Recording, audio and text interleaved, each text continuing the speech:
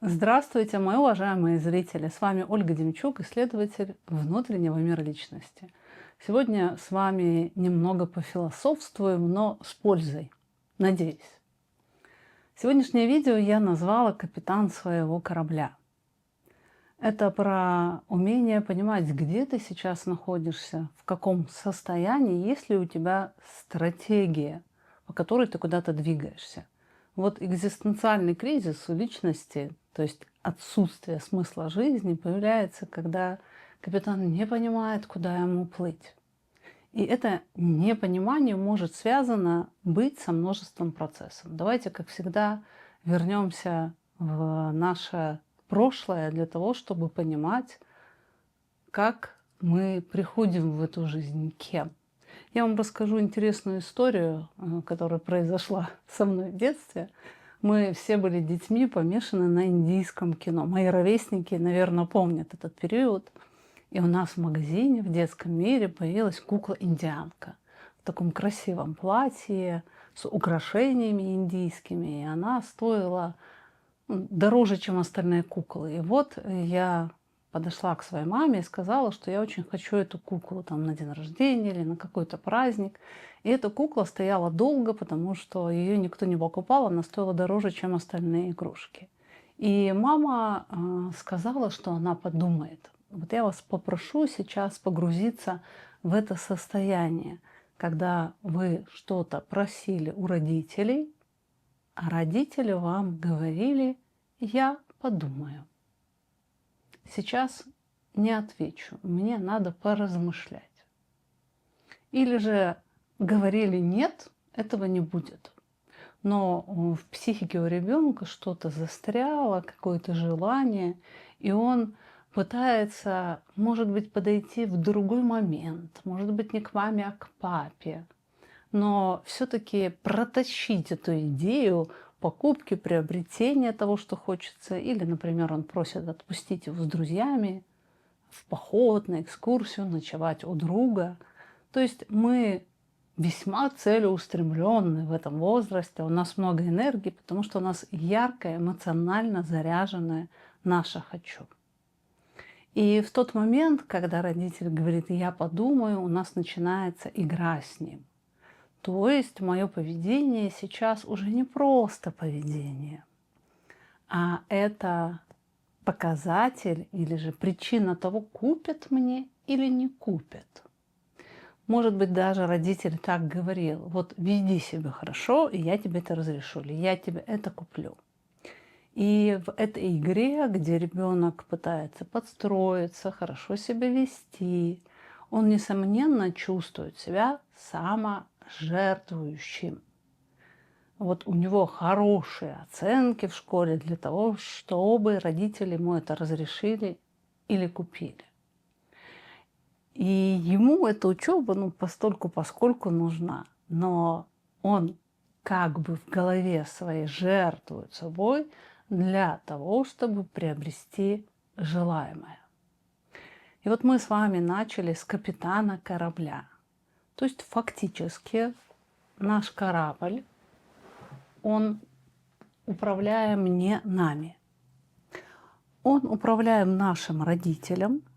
То есть родитель сидит за штурвалом, а мы пытаемся на него воздействовать. Заглядываем ему в лицо, как-то на него влияем, чтобы этот корабль развернул в ту сторону, которую надо нам.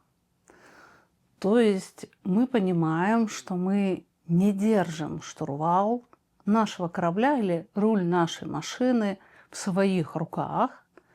Мы понимаем, что там за рулем, за штурвалом другой человек, но у нас есть возможность на него воздействовать для того, чтобы он нас привез туда, куда нам надо. И именно такая позиция, она и становится ключевой, когда мы с вами мечтаем о том самом учителе, о том самом супруге или супруге, о том самом руководителе, о той самой какой-то фирме, на которой мы устроимся, и даже о том самом деле. То есть появится нечто, что будет нас вести туда, куда нам надо. Главное угадать, на какой корабль сесть. То есть, видите, здесь нет еще инициативы и направления движения, понимания, что ты капитан корабля.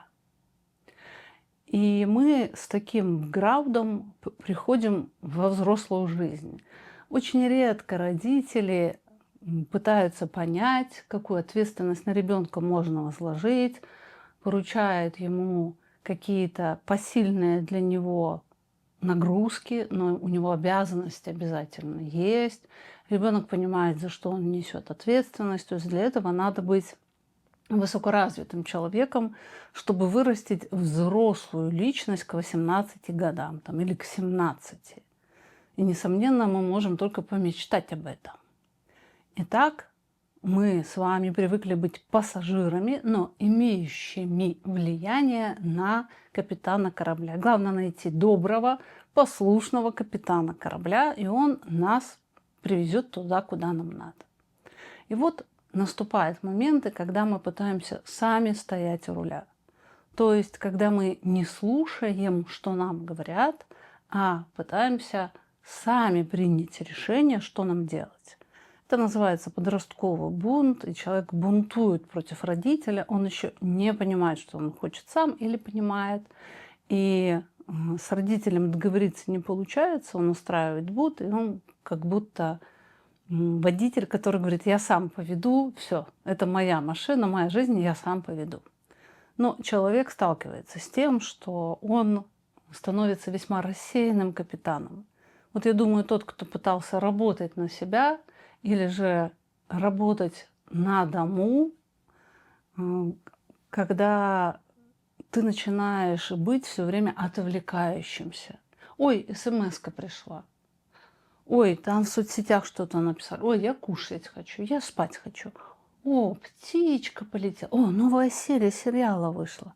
Собака лает за окном. То есть ты становишься фрустрированной и не можешь себя организовать. Как будто если у тебя нету с кем бороться, кому противостоять, на кого работать, то ты позволяешь себе быть настолько вседозволенным, что принимаешь решение ходить в офис. То есть когда кто-то над тобой нависает, даже приходить в какое-то кафе, где есть люди, перед которыми тебе как будто неудобно будет ничего не делать.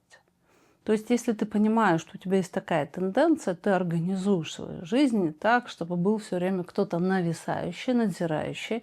Ты его будешь ненавидеть, считать мучителем, но тогда у тебя есть хоть какая-то работоспособность, и твой корабль куда-то плывет. Следующий вид капитана – это капитан дрейфующего корабля. То есть отвлекающийся человек, он внутри, вот второй тип, который я писала, он внутри уверен, что он что-то делает. Просто его что-то важное отвлекает. Это все время какая-то легенда, которую себе рассказываю, что я устал, я и так много работал и так далее. А есть капитан дрейфующего корабля. Это когда корабль отдан ветру, отдан волнам и куда-то плывет. То есть это абсолютно инертное отношение к жизни, где я начинаю что-то делать, только если встречаюсь с каким-то вызовом, а вообще я хочу ничего не делать. И это тоже важное понимание, когда моя главная цель – ничего не делать. То есть я хочу работать так, чтобы не работать. И здесь, несомненно, можно организовать себе так жизнь, но проблема в том, что тогда корабль плывет непонятно куда. И он какими-то бессознательными течениями, которые человек не осознает, приходит в гавань, в которую человек не собирался попадать. Вот если мы с вами представим какой-то идеальный вариант, то взрослого человека, то он прилагает необходимые усилия, он стоит у штурвала, он проглатывает курс, он его проложил и идет по ветру, поглядывая на паруса, поглядывая на компас. Корабль идет туда, куда мне надо, и когда надо, он вмешивается. Но проблема в том, что когда человек пытается вмешаться, он может быть безумным капитаном корабля. Вот этот безумный капитан корабля – это один из самых опасных типов управления своей жизнью. потому что мы не осознаем, что мы сейчас переполнены эмоциями. То есть мы можем брать штурвал, кидать штурвал, психовать, сидеть, и вместо того, чтобы крутить штурвал, ругаться с какими-то призраками в своей голове, что-то им доказывать, нервничать, бегать по палубе, махать руками, потом упасть, вымотав себя. Но корабль никуда не плывет, то есть никаких действий или воздействий на курс корабля мы не оказываем. Мы находимся во внутреннем эмоциональном шторме, и этот эмоциональный шторм не способствует приплыванию куда-то корабля или движению корабля. И это тяжелее всего узнать, потому что понимать, что ты сейчас безумен, я беру в кавычки это слово, это не только про диагнозы психиатрические, понимать, что ты сейчас безумен, ты заряжен эмоциями, и ты неадекватен, ты не способен мыслить. И понимание, что ты сейчас безумный капитан корабля, который его сейчас приведет на рифы или сделает такой шаг, что потом приходится компенсировать последствия. То есть, когда ты безумен, самое главное ничего не делать, а успокоить это безумие. Потом у нас есть напряженный капитан корабля, 4-й тип. Это капитан, который вцепился в штурвал, у него белые костяшки пальцев, у него зажатые челюсти, он весь напряжен, он даже может быть красным или уже побелел, потому что кровь не поступает к лицу. Это капитан, который на сверхусилии все делает. То есть для того, чтобы крутить штурвал, не надо столько сил. А это усилие, потому что он себя приковывает к нему, принуждая силой. То есть вот это принуждение силой, оно сразу отпечатывается на лице, на зажатых плечах, на осанке. И эта зажатость, ее не надо столько. И не надо так сжимать руки для того, чтобы крутить штурвал. Но человек напряжен, потому что он может быть или очень напряженным, или абсолютно расслабленным. То есть он силой себя заставляет, как раньше его заставляли, допустим, родители что-то делать, он точно такой же силой заставляет себя что-то делать и устает. И потом становится капитаном дрейфующего корабля или капитаном, который отвлечен, потому что это перенапряжение такой силы, что ты начинаешь отвлекаться для того, чтобы снять это напряжение.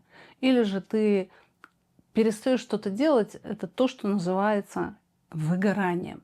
Когда ты перенапряжен так, что для тебя активность это какая-то пытка, и ты не понимаешь, кто на тебя давит изнутри. И есть еще капитан, например, плывущий на зло кому-то. Вот такое часто бывает, когда мы пытаемся что-то доказать кому-то, отомстить кому-то, показать, что мы лучше кого-то. То есть это тоже не мой курс, я его не выбираю. Я плыву на зло, когда кому-то, мне кажется, что я сама это выбираю, но на самом деле я обусловлена этим другим, и он определяет мой курс и мое направление. Многие люди, которые на зло пытаются что-то сделать, доказать, или его цели из бессознательного, он не понимает этого, приплывает не туда, куда они хотели. То есть это активность на зло вопреки, доказать, показать, восхитить и так далее. И завершающий тип капитана – это капитан, который плывет следом. Вот люди, которые не привыкли формировать идеи, у которых заблокирован контакт с внутренней реальностью, со своими чувствами, им достаточно сложно понимать, куда они плывут. И они все время ищут корабль, за которым они поплывут. Это блогеры, которых мы мониторим, подсматриваем, как они одеты, или воруем у них идеи. И нам кажется, что мы, вот, следуя за чужим кораблем, тоже куда-то приплывем, но здесь нету контакта с собой и развития. Здесь есть почти как капитан, который плывет на зло, но здесь еще речь про подражательство, такое попугайничанье. И человек сам говорит и не получает удовольствия от этой активности, потому что он понимает, что он просто содрал у кого-то. Вот такие типы капитанов корабля, и я попрошу вас в комментариях написать, какой тип капитана присущ вам. То есть какой из них вы понимаете, что больше всего ведет ваш корабль никуда. В чем был смысл этого видео? Смысл видео был в том, чтобы в этой систематизации получить такой синтез, взгляд со стороны, где я могу понять, какой я сейчас капитан корабля, куда я веду свой корабль, понимаю ли я, что я сейчас делаю. И этот взгляд на себя, вот мне, например, он помогает. Когда я говорю, что ты сейчас безумный капитан корабля, например, ты сейчас разобьешь свой корабль. И это меня, например, останавливает. Но здесь важно понять, что со мной сейчас происходит. Пишите свои комментарии, отзывы, может быть, вы еще каких-то капитанов придумаете. А я напоминаю вам, что 25 апреля состоится вебинар «Мои зависимости». И на эти зависимости я хочу посмотреть совсем с другой стороны. То есть не с точки зрения «вот это плохо, мы это исправляем», а я хочу понять причину и вплоть до того, что понять, что некоторые зависимости нас спасают от того безумия, которое за ними стоит. И иногда зависимость – это меньшее из зол. В общем, с зависимостью будем разбирать с разных сторон. Все подробности на моем сайте olgadimchuk.org или под видео в ссылке. Я прощаюсь, до встречи.